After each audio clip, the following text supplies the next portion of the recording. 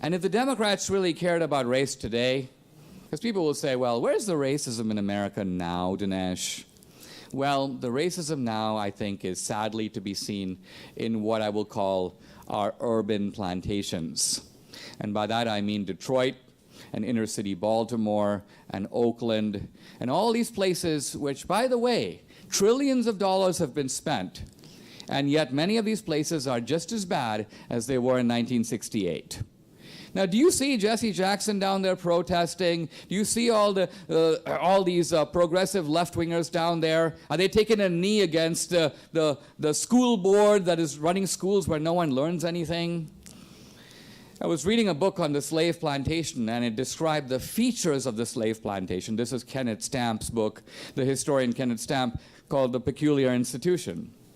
And he says the slave plantation was characterized by dilapidated housing, just broken down slave quarters, by broken families, very few nuclear intact families, by a high degree of violence that was necessary to hold a place together. That's why slave plantations would have sometimes barbed wire fences.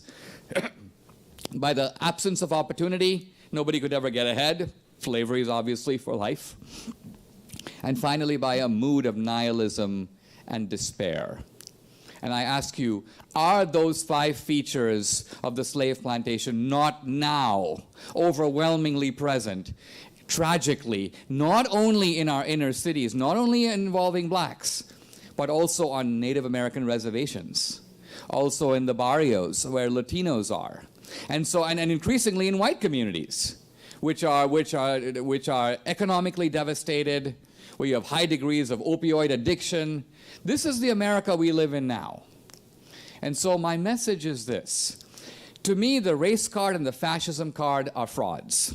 They're being played not to have a debate, but to prevent a debate. They are efforts to try to find a group of people and say, you are the bad guys. We don't have to discuss health care or education reform or inner city tax incentives or anything with you because you're like Hitler in the 1930s. We've got to get rid of you by any means necessary. And so the charge that Trump is like Hitler is actually being used by the left as a pretext, as a cover for all kinds of inexcusable behavior, including violence, that would never otherwise be allowed or condoned.